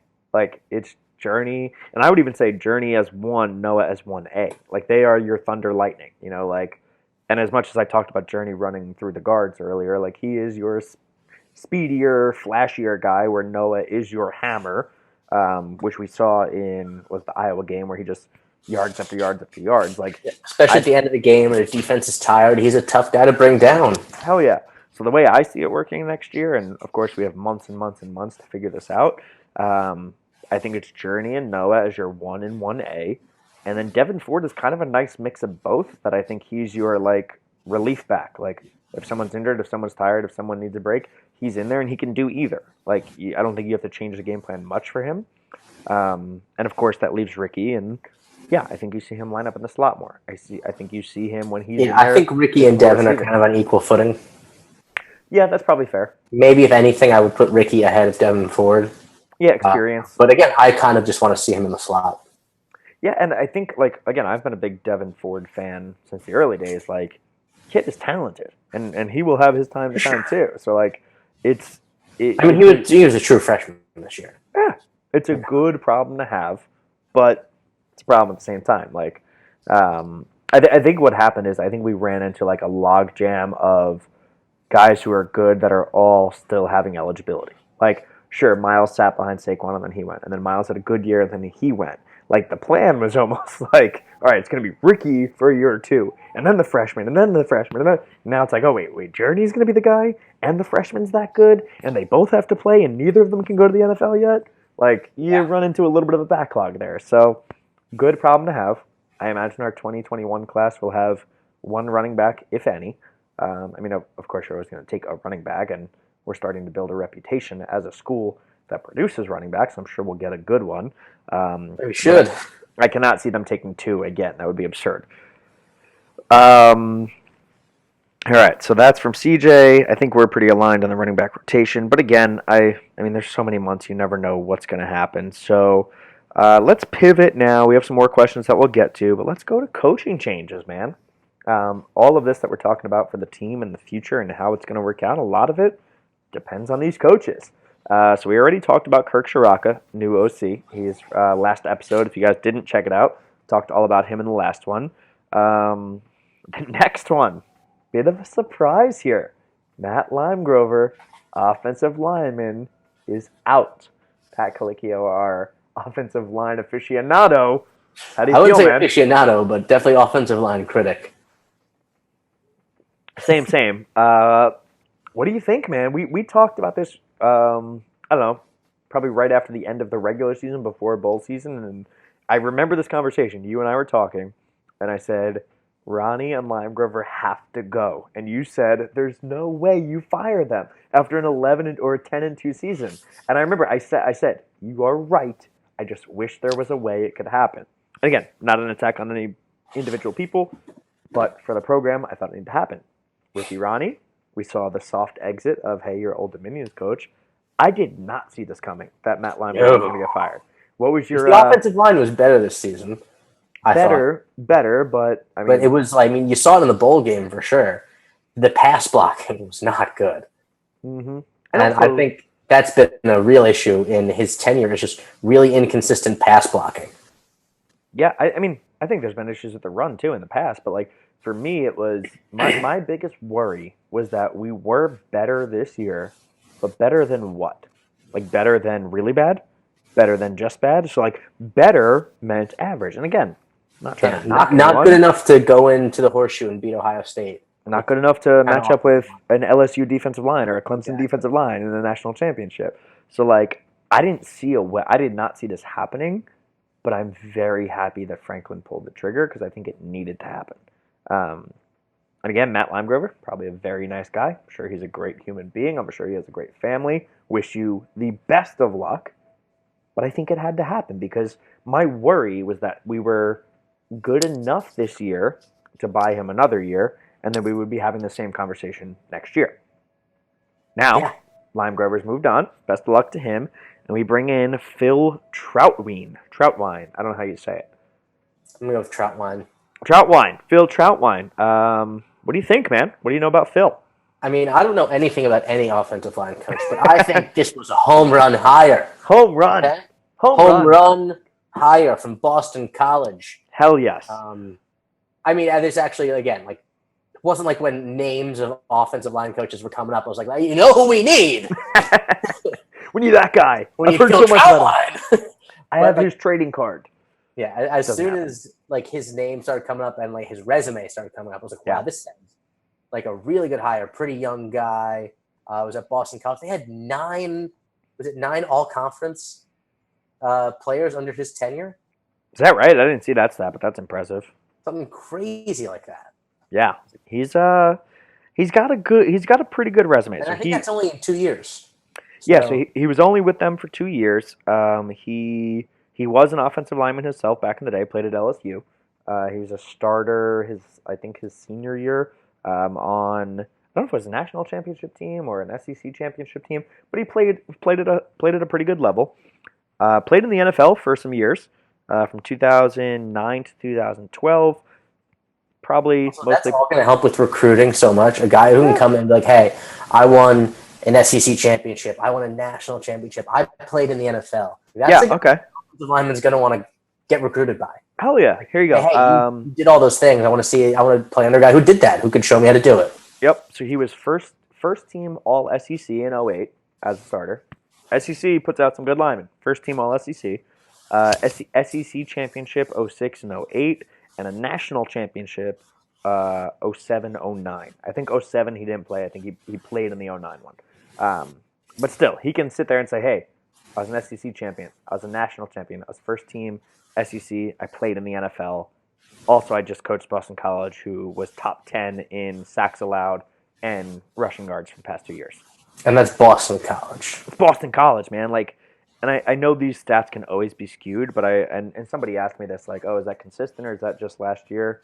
I don't know, man. I'll deep dive It's it. 2 years. I'll deep dive at some point. But last year, they were number 8 in rushing offense, averaging 5 yards a carry. Pretty good. And again, that speaks to your running backs, of course, but starts with the O line. And then sacks allowed. This, I think, is where it gets really, really impressive. In 13 games, they've allowed 13 sacks. It's one sack a game, 4th in the country. And they play Clemson once a year. Yeah, they do. So that should inflate the average at least a good percentage. And yeah, but that's the thing. Like, I don't care who you play because, again, you're Boston College. You're not that good. So even if you're playing the rest of the ACC teams, some teams should be able to, get to your quarterback. That to me is impressive. He's had some really good people on his line. I think there's been a couple of, like you said, all ACC guys. I'm excited, man. I watched the video of him. He interviewed with Mitch Gerber, the in-house guy that interviews Franklin and the players. Said all the right things. Can I tell you though? I have one red flag. Do you know what the red flag is? I'm a little worried about this. I don't know. He's skinny. Skinny. An offensive line coach. I picture a fat fuck who's like way out of shape, over his playing days, doesn't give a shit, like Bob Wiley from Hard Knocks with the Cleveland Browns, who's going. I have to imagine. Isn't he a defensive line coach though? Yeah, sure, but like that's what I picture when I think of an offensive line coach. Is like this big dude with a gut, like all American football. Like, obviously it's a bit of a joke, but when I saw his picture, I was not expecting that. Yeah, well, I have to imagine he was pretty big when he played. Oh yeah, I looked those up too. He was. Yeah, so I'm if anything, I think this is a kind of guy players are gonna see. Like, hey, he doesn't let himself go. Took care of himself after the game. He's probably still getting laid. Yep. The guy. I don't want to tell me how to live my life. Yeah. So obviously a joke, not really a red flag, but that did catch me by surprise. Was not expecting that at all. And he did like our tweet. When I tweeted out, people are saying Coach Troutween should come on the No Names All Game podcast. He liked that. So baby. Yeah, you're a listener, so shout out Phil. I will say though, I do know one of our former centers who played. He was the center for Darryl Clark. I forget his last name. His first name is Doug. He was a big dude when he played it. He's fucking ripped now. Isn't it crazy? Like 4% body fat. Isn't that crazy? And a lot of players do that. Who was the guy on the Browns? Joe Thomas just did it recently. Like, he retired from the game, and a year later, he's like ripped. It's insane. So yes, of course, very happy. Phil Troutween, new offensive line coach. Very excited for that. Next one, which again, we did not see this coming. Jared Parker, after 1 year as the wide receivers coach, has moved on to West Virginia as their offensive coordinator. The wide receivers coach spot is open. This will be our 4th wide receivers coach in 4 years. Went from Josh Gaddis to David Corley to Jared Parker. I almost called him Gerard. Jared Parker to ? So, thoughts? Yeah, I mean, this is one that you don't love. I thought we had a good answer with Parker. I haven't heard any real buzz about who the next one could be. But, it's a position group that needs work, man. Yeah. So I'm hoping we get, one of these hires. I've loved the 2 hires they've made in Chiraka and Troutwine, and I'm hoping we get another one like it. I agree. I it hurts because I liked Parker a lot. Obviously I loved Gaddis. If you know me, you know I'm a huge Josh Gaddis fan. David Corley came in, was put in a bad spot. He was supposed to be the running back coach, got switched to receivers, wasn't a good fit. And then they bring in Parker, and I'm like, okay, I actually kind of like this guy. I like his vibe. I like what he's doing. And I tweeted out, like, the players seem to love him. Like, this hurts. And got a couple of tweets, and, like, this is not a knock on any of those people either. I think it was Lefty Marlins who tweeted at me, which, shout out Lefty, I like you. You're a good person. Was like, yeah, of course players are supposed to like their coach. Like, it's not about that. If it was about that, let's just go hire the nicest guy.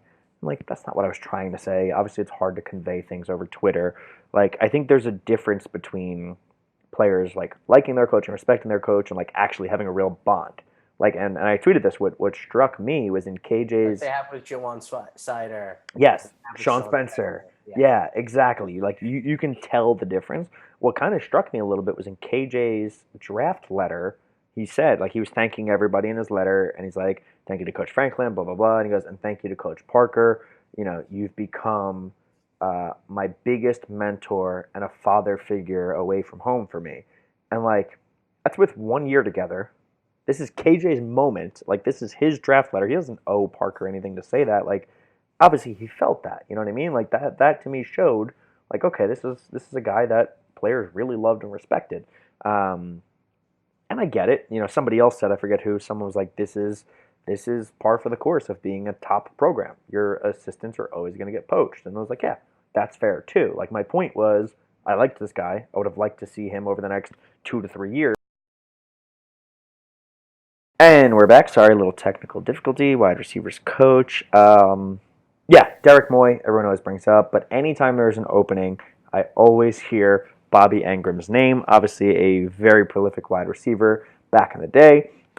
He is currently the tight ends coach at the Baltimore Ravens. Was their wide receivers coach for a while. He was their wide receivers coach from 2014 to 2018. And then this past year, they moved him to tight ends. It's hard to see. Obviously displeased with the move. Yes. He's coming back to Penn State. Coming to Penn State, returning home, it's going to happen. No, I think he's probably very happy at a Baltimore Ravens team with Lamar Jackson that he gets to coach people who are catching passes from Lamar Jackson. That's my thing. It's my guess. But what was funny is that someone edited his Wikipedia recently. I promise it was not me. I don't know how to edit Wikipedias. But it said he is currently the wide receivers coach at Penn State University. That shit always cracks me up when anyone edits a Wikipedia because, like, it's so funny that that's, like, something that all of us rely on for information and is totally editable by, like, anyone. So, yeah. If you want to believe that, he's coming to be the wide receivers coach. And then the only other one I've heard is Michael Johnson. So we have a quarterback on our roster right now, Michael Johnson Jr. His dad was apparently the wide receivers coach at Mississippi State most recently, I believe, under Joe Moorhead. So his name has been thrown around a lot too. If I have any of those facts wrong, sorry, but that's what I read on Twitter.com. Outside of that, I have no idea, man. I don't keep track of wide receivers coach. Just like you said, like, we don't keep track of O-line coaches. Like, I feel like offense coordinator, defense coordinator, you know a couple of names that are floating around. Position coaches, man, I couldn't tell you the difference. Yeah, I'm not that guy. So we'll see. I will say I think it's one of those that, like, yeah, would I have loved Parker to stay, of course, but with a brand new OC, this can be a big hire for him too. Like, obviously Franklin is going to make the hire, but you know he's sitting there talking with Kirk, trying to figure out who the guy is. This can be a very strong offensive regime. Like, yeah, new OC, new offensive line coach, new wide receivers coach. The pessimistic way to look at that is everything's new and it's going to be difficult to get together. Optimistic way is, hey, we're bringing in like a Suicide Squad of just badass motherfuckers who are ready to turn this around. So that's where I stand on coaching. Any other questions, comments, concerns on coaching changes? You know, like I said, it's been a kind of a shaky group the past couple of years with like one star and then just steps down after that. I'm excited for us to, you know, potentially bring somebody in who brings a lot of consistency and a lot of depth to this position. Yeah, I agree. A couple other noteworthy coaching changes from around the league, keeping up with our old flames. Joe Moorhead obviously let go at Mississippi State. He is rumored to be the offensive coordinator at Oregon.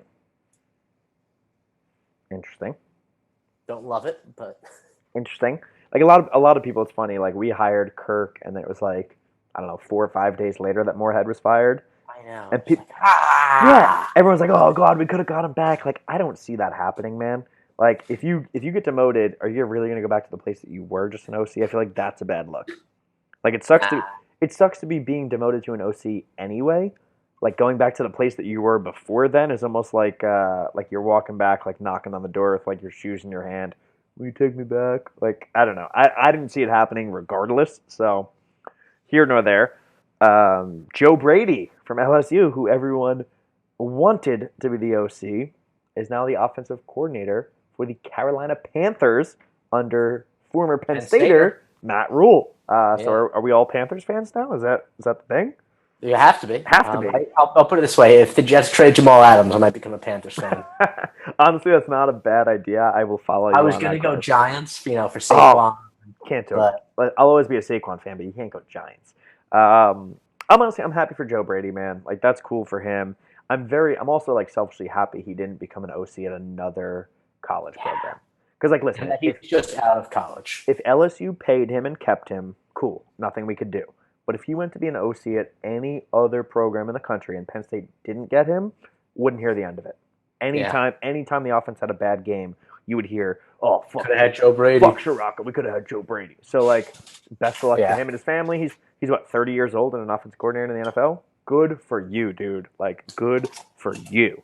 And then lastly, I read today, Bob Shoop, if you'll remember, first defensive coordinator under James Franklin back in the day. He is now at Michigan. Yeah, which is like, it's funny. They haven't announced what his position is. I don't think he's going to be the coordinator. They have a D coordinator. But Doc, whatever his name is. Don Brown, right? Don Brown. Doc, whatever. Same shit. Doc Brown, Back to the Future. Don Same Brown. Shit. Same shit. Where we're going, we don't need roads. Yeah, he. If you remember, he left Penn State for Tennessee a while back, and that flopped, which was kind of hilarious because like he was a great D coordinator, and then he was like, Penn State's not the place to be, and went there, and I was like, fuck you, dude. Then he went to Mississippi State, was the D coordinator under Moorhead, and now he is at Michigan, unknown title. So a lot of coaching changes. This is the time of year for us. We are waiting on our wide receivers coach, but other than that, things are pretty much set right now. So. Yeah, it's kind of exciting. All right, let's move on. I think we got one more topic before we get into some other sports and then a couple other Twitter questions. 2020 betting odds. I tweeted this out. We are gamblers. We love gambling. If you follow us, there is the Colicchio Classic, which is you take Penn State and the under. There's the Hankin Hard Line. You take Penn State and the over. We bet it pretty religiously. But one of my favorite things to bet is future bets. Like, it is so fun to me to put money on something that is a long shot in the future and hope that lottery ticket pays out months in advance. So right now, if you want to look at Penn State to win the national championship this next year, 2020/2021, because the game gets played, anywhere from 30 to 1 up to 50 to 1.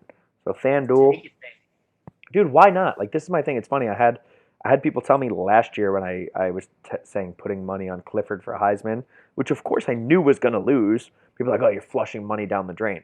Listen, at 50 to 1, if I put $10 on it, you win $500. That's fun. You know how many other dumb things I've spent $10 on? Like, a lot. So right now, if you want to bet Penn State to win the national championship, FanDuel has it at 50 to 1. So bet 10, win 500. Some other books have it at 30 to 1, 40 to 1. So shop around depending on where you live, where it's legal. The other fun bet is the Heisman Trophy. So you remember this year, if you remember, we had our friend Nick Deis, Lamb Show, on to talk betting before this year, and he gave us the good tidbit that historically, the last however many years, the people who start in the top 5 odds at the beginning of the year are not the guys that win it. And I think that was the case again this year. Joe Burrow, I don't think was a top 5 guy at the beginning of the year. Doubt it. I think he was like a 20 to 1. And he won it. So, like, long shots typically win it just because the guys that are hyped are overhyped. FanDuel has Sean Clifford at 100 to 1. Might as well lay it down, baby. $10, $1,000 return. Do I think Clifford's going to win it? I don't know. Maybe. Probably not, but maybe. Throw $10. It's fun. Again, shop the books, though, because Bet Online has them at 50 to 1. You're sacrificing half of your money. Find the best odds. What I thought was really cool, Bet Online has Journey Brown listed at 50 to 1. Do running backs win the Heisman? No, but cool to see him getting some love. And then one of our followers tweeted at me. Running backs win the Heisman. Huh? Oh, it's only ever running backs and quarterbacks. Yeah, but my point being is it's quarterbacks. Like, how many running backs have won in the last 20 years? 2? No, it's got to be more than that. Derrick Henry, Mark Ingram, and I guess Reggie Bush probably. Yeah. Right? 3. Okay, 3. You got me. You got me. Adrian Peterson, did he win it? I don't think so. I don't know. I'll have to do. I actually do want to do a deep dive in the Heisman. Shout out to our friends at Walk On Red Shirts. They were tweeting some Heisman stats the other day. Blew my mind. From like years ago, like back in like the 50s and 60s when running backs dominated, when like an O lineman finished second. So eventually offseason I'll do a video on that. But to wrap up this segment, one of our followers, Brian Evans, tweeted at me as well. Parks Casino, which I think is Pennsylvania, has Micah Parsons listed at 100 to 1. I would honestly I'd feel better about a Micah bet than I would about a Cliff or a Journey. Like, for being real. On the Heisman? Yeah. Chase Young was invited as a finalist this year. If Micah has a dominant season, odds? 100 to 1. Hey, you might as well. Throw it down. Throw $10. Like, these are the fun times. So it's fun stuff. Like FanDuel. So FanDuel listed out the top odds for national championship and for Heisman. Like, none of the others are going to be available right now. You're not going to see Big Ten championship. You're not going to see Big Ten East. But just for some comparisons, Penn State, again, 50 to 1 to win the national championship. The favorites, Clemson at 2 to 1, Ohio State 3.5 to 1, Bama 7 to 1, Georgia 7.5 to 1, LSU jumps up to 14 to 1, Notre Dame 20 to 1. You've got Florida, Texas, USC all at 25, Oklahoma, Texas A&M, Wisconsin all at 30, Iowa and Michigan at 50 with us. We had people, we had some Twitter comments. Who was it? It was, let's see. Someone said, who the fuck says Texas? Oh, yeah, here you go. CJ, how the fuck does Texas have better championship odds than us? This is Vegas, they don't man. have to go through Ohio State. Yeah, and this is Vegas. Like, they're gonna give those odds so that Texas diehards just waste their money. Like, that's how it works. Someone else, talk about right. As we talk about throwing our money away. Those idiots. Idiots. Listen. They're idiots. We're smart. Okay, sharps and squares. And then Lishavar21 replied, "Texas is always wildly overrated. Don't worry, they'll end up with 3+ losses." So, yeah, thank you guys for that. Appreciate it. Next year's going to be a fun Also, year. their conference is just way easier, so they have an easier path to the playoff. If Oklahoma doesn't do Oklahoma things, you're in. So, all right, last 2 Twitter questions, and then we'll get to some basketball and wrestling. Sorry, I skipped over these. Nick Rocky said, who do you think will be the breakout player next year? So I think we'll do some deep dives on this in some upcoming episodes, but top of your mind, who's your breakout player for next year? So I want to choose someone that people aren't, because the big 2 you see named are Jahan Dotson and Jason Oweh. Yes. And I think good chance that they both will be. I think outside of that, I'm looking for Brandon Smith, man. Your guy. I think Brandon Smith's going to have a big year. Yep. I'm excited for just this linebacking crew in general. And then outside of Brandon Smith, I also like my guy Jaquan Brisker, man. Yeah, buddy. Yep. I think he's going to have a big season. Yeah. He's you bring me back. We forgot to answer all of Sween's other questions because we just talked about the 40s. One of his questions was about the linebacking core for next year. So I agree. I think Brandon Smith will be a full-time linebacker. Brandon Smith, Micah, Jesse Luketa, some Curtis Jacobs in there. Yeah, I'm excited for linebacker next year because obviously, so you lose Cam Brown, you lose Jan Johnson. So your starters next year, Micah, probably. I would guess he's a starter. It's Micah, it's Jesse, it's Brandon Smith. Maybe Ellis Brooks though. Maybe Ellis gets that middle linebacker spot. Like we had a conversation the other day with Tony, Brandon, Alex, the guys that run, talked about Mike is an outside linebacker. What do you think about him moving to middle? I said I'm kind of indifferent. Like he could do it anywhere. I think he could absolutely do it, but I kind of like him outside in space. I think Jesse or Ellis Brooks can be the guy in the middle. I kind of lean Jesse Luketa. Not that I don't like Ellis. I actually really like Ellis Brooks. But for some reason, I think Jesse gets the nod. So, like, for me, you look at Micah, Jesse, Brandon Smith with guys like Ellis Brooks, Lance Dixon, Curtis Jacobs. Jacobs, I think, has a chance to do big things as a true freshman. Absolutely. Every camp he went to this offseason. Killed it. Everyone talked about how he was the best at every camp he was at. Yeah, And that's the thing too. Like Brandon Smith, you'll see in a full-time role who showed flashes. Lance Dixon, who is also very highly recruited in the same class, now becomes a role player. You've got guys like Nick Tarburton who didn't play. I don't know if he's going to be a linebacker at the end, to be honest. Like there's so many guys in the roster that you haven't seen. I'm very, very excited about our linebacker core. Um, to answer Nick's question about breakout stars, I agree with you in a lot of those senses. For me, it's going to be a wide receiver. I'm outside of Jahan Dotson. Like there will be one guy because everyone is so scared about wide receiver. There's going to be at least one guy that's going to just go the fuck off, and we're all going to be like, "Wow, did not see that coming." Okay, which guy? I don't know. That's the problem. Obviously, I'm banking on John Dunmore just because like you can't be that confident in a true freshman unless they're Julian Flemings of the world. I don't know. I like John Dunmore, man. I hope I see a lot from him. And then if I have to pick a freshman, it's gonna be Parker Washington. Like Okay. I think Keandre Lambert's gonna be very good, but Parker Washington, he's I like just got caught flexing again. it's going up there. It's going up there, right? I think Keandre Lambert's gonna be great. I think a lot of the wide receivers are gonna be good, but you look at these guys, a lot of them are like 175, 180. Parker Washington's like 5'11", 210. Like he's already built to be a college wide receiver, and I think he's going to impress a lot of people. So you know what? Putting it right there. Parker Washington, breakout star. There it is. All right, I think that's all Twitter. Oh no, sorry, we have one more from Nesque, Dave DeGilio. We'll answer this quickly because we kind of touched on it in the beginning, but I guess we'll bookend it. He said, lawsuit aside, does Franklin have a character problem with the players he's bringing in? The behavior described, even if not criminally prosecuted, sounds and looks terrible. There was the count in Vandy case, the doctor complaint, and the luster is wearing off.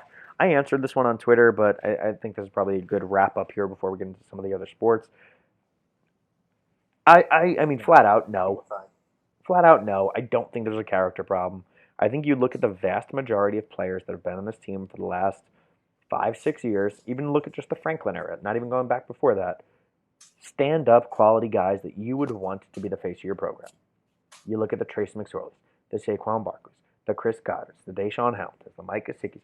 The list goes on and on and on and on and on. I know I just named skill players, but literally any side of the ball, any position, like Nick Scott, love. Like John Reed, love. Like you look at these guys, Miles Sanders, Yetur. Like I mean, I literally could name 99% of the guys. I don't think I could name the 1% who are bad. Like there's probably some guys that have issues. My hope is that they are dealt with appropriately. They get handled, and they become better men for it. Do I think there's a culture problem? No, I don't. Neither do I. Like that's kind of it. So we're rambling. This is a long episode, but a lot to come, man. A lot to come. This is a good season. I'm excited for next season. We'll do some fun stuff. We talked about it last episode, but again, this offseason, we'll do some look backs at our favorite plays of the year, our favorite favorite moments of the year, things like that, where we'll just go back and have some fun with it. But let's wrap up. Pat, basketball, wrestling, things are happening. What's going on in the world of other Penn State sports? What do we want to cover first? Let's go basketball because I feel like it'll be quicker. Okay, so we all were excited about Penn State basketball beating number 23 Iowa, their first ranked game in like a decade. Yep. It's huge. Penn State climbed up to number 20. And it's since lost 3 straight. Ooh. Rutgers, Wisconsin, and Minnesota. Yikes. And Rutgers is actually a surprisingly good team this season. Mm-hmm. They should be ranked soon. I don't know when it's going to happen, but they should. But then we're coming up against, on Saturday, we're playing Ohio State, who beat us by 30 the last time we played them. Yeah. So, I think this is still a good Penn State team, but they're going to have to rebound soon and hard. And I think this should still be a team that, even if they don't finish the season ranked, goes to the tournament. They're talented enough. The real problem with this team that I've been watching is there isn't a consistent option outside Lamar Stevens. And he's not really a shooter. Like he drives the basket incredibly. He's got a good short range, mid-range game. He's not like a 3-point shooter. He's not a sharp shooter. Yeah. You've got guys like Isaiah Brockington, who they have spurts where they're good and then they're cold. We've got the big guy, Mike Watkins, who is sometimes great, but is so inconsistent. You saw it really in the Rutgers game where he had 10 points in the first half. I think none in the second. Ooh. Like we've got a bunch of guys around Lamar Stevens that get hot and disappear. And someone has to step up as a really consistent second option. It'd be great if it was a shooter. Yeah. But Who's Myron Jones? Is he a shooter? I see his name a lot on Twitter. Yeah, I mean, again, he's hot and cold. Yeah. One of these things that like we're not getting consistent production out of anyone not named Lamar Stevens right now. Yeah, and he's a beast, man. He's really good. Great. And honestly, his only real problem is that he gets in foul trouble sometimes. Yeah. What happened in the Rutgers game, he caught 2 quick fouls, missed basically the entire first half. The officiating in that game was tough on Penn State, but to be honest, Rutgers outplayed them and played harder than them. This is a Penn State team that I think generally plays very hard. Yeah. To watch them. Yeah. Just up and down the floor, like they just didn't really bring that the whole night against Rutgers. And it finally just caught up to them. And also in Rutgers' defense, they beat Penn State without their best player. So they had their best player not on the floor at all that night. So they deserve that. All right. But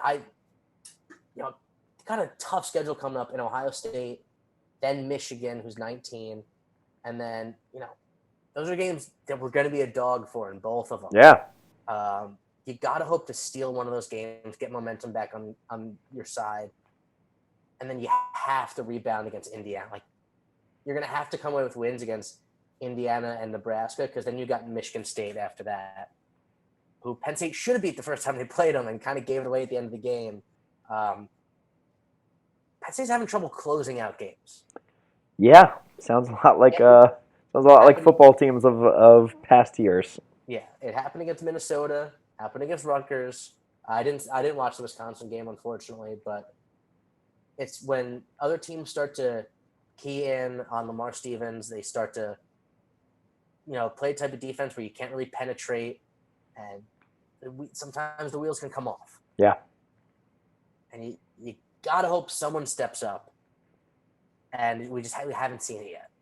Yeah, I've watched a little bit, but mostly I follow along on Twitter. A lot of the accounts, if you follow like a Black Shoe Diaries or any of those, they like live tweet the game, so that's mostly how I consume it. And then watch like highlights that everyone posts.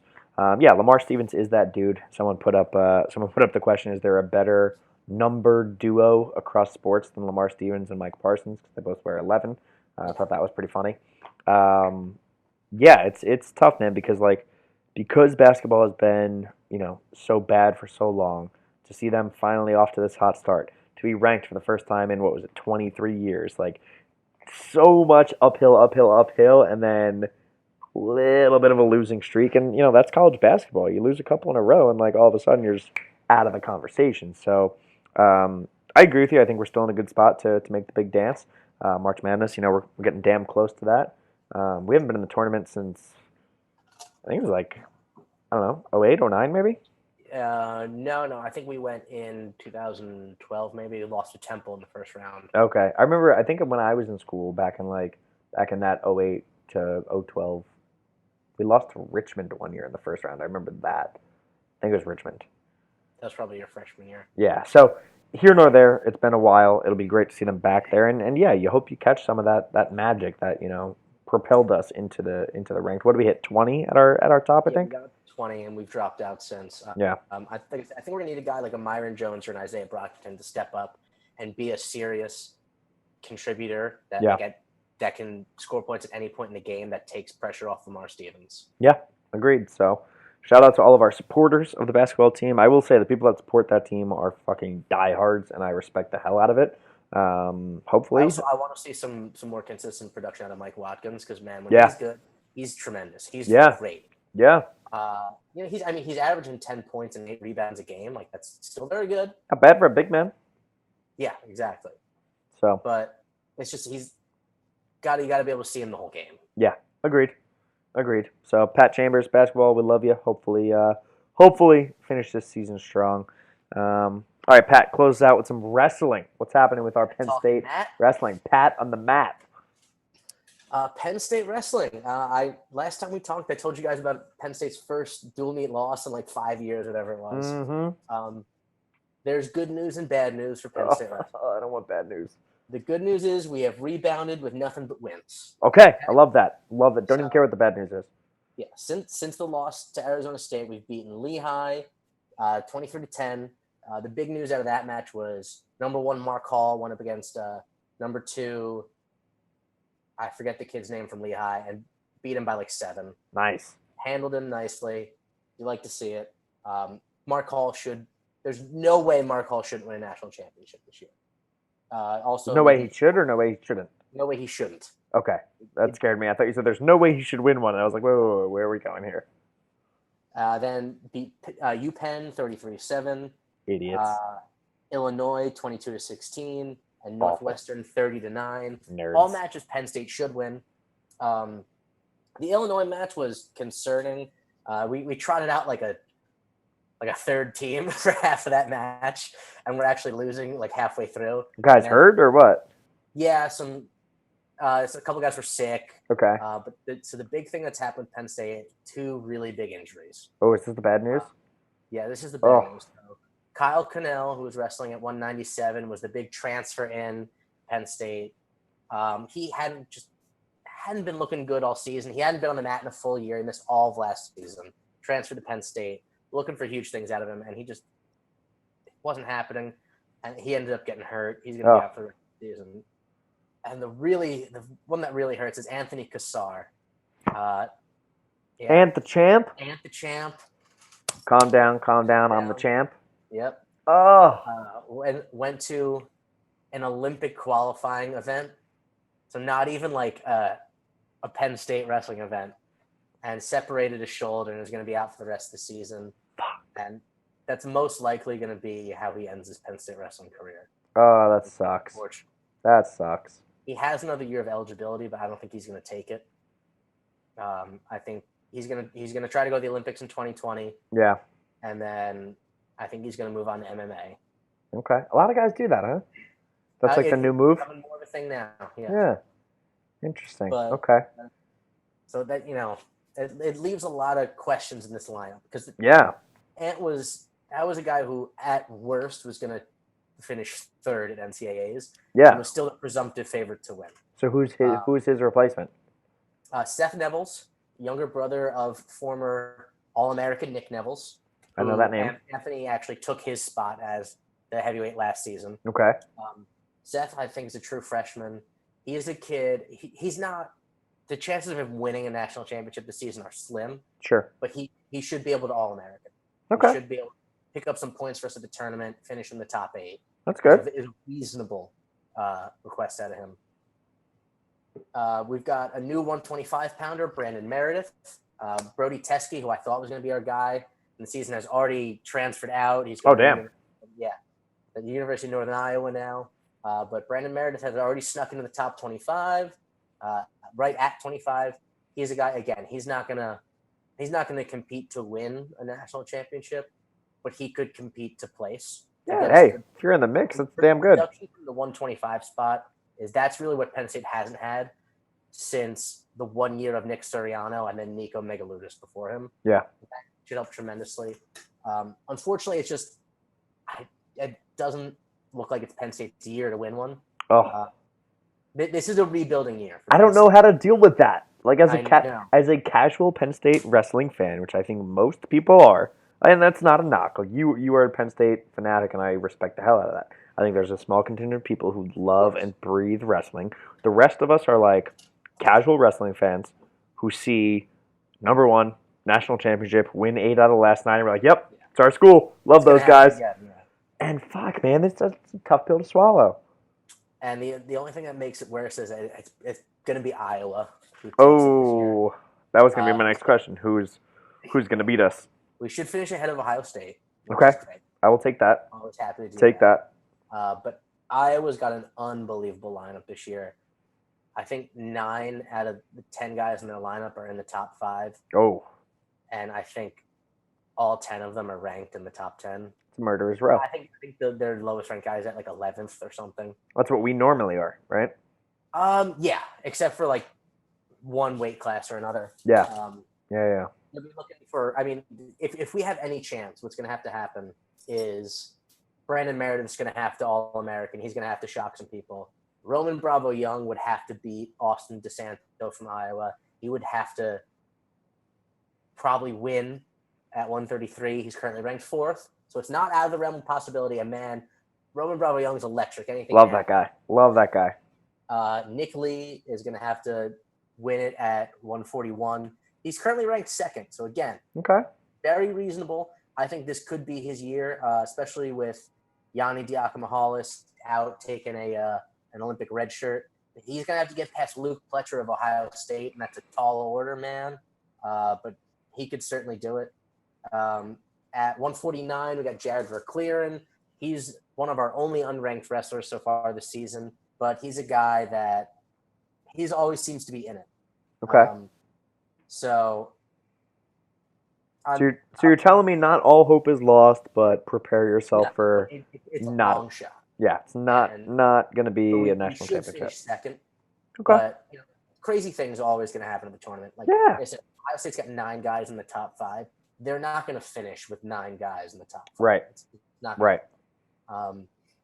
Honestly, the big thing that's going to have to happen is Vincenzo Joseph, currently ranked number 1 at 160.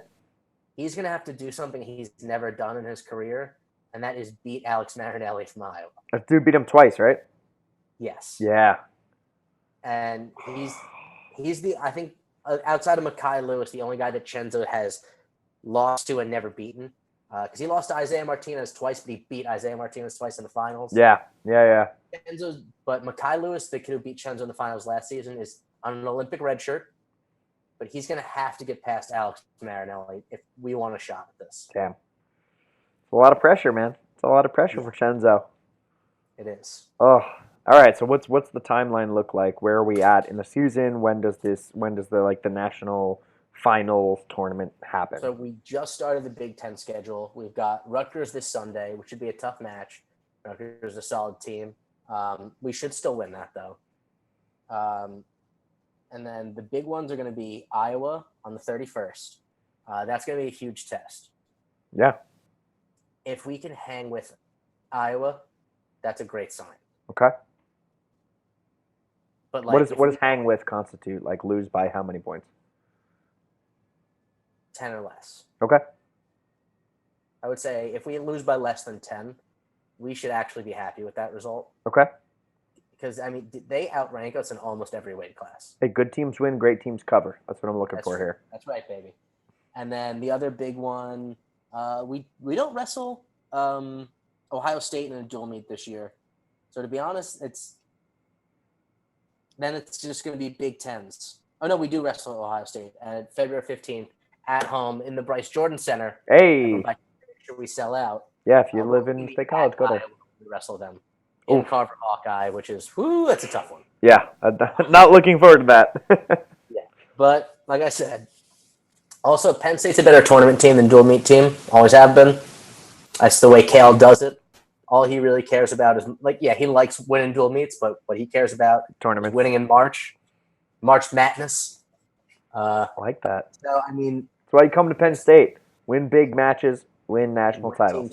Team title. Right, I was close. Yeah, good enough. All right. But, it's going to be an uphill battle for Penn State wrestling this season. Yeah. But the good news for the program is an uphill battle is a year that you're projected to come be the second best team in the country.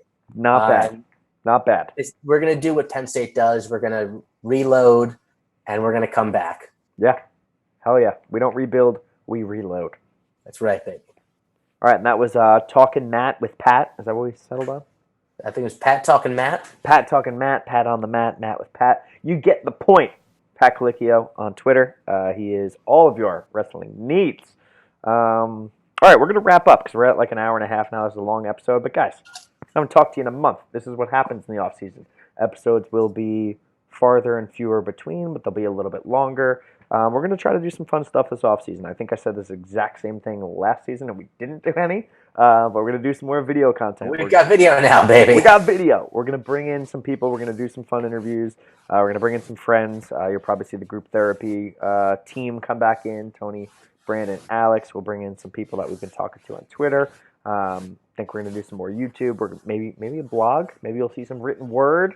There's big things coming from No Names All Game this offseason. We are not rebuilding. We are reloading. We're getting ready. And thank you guys for following along all year. It's been a fun one. Like I said, obviously we wish Wish we were in the playoff. Wish we had a national championship, but it's only going to be sweeter when we get it. So, Pat, first official off-season episode. Anything to leave the fans with? Thanks for coming along on the ride, guys. Yeah, appreciate you guys as always. Follow us on Twitter, Instagram, No Names All Game. Leave a review on iTunes. This is what you're supposed to say. Thanks for listening. Hopefully, thanks for watching. And we'll talk to you guys soon. Peace out.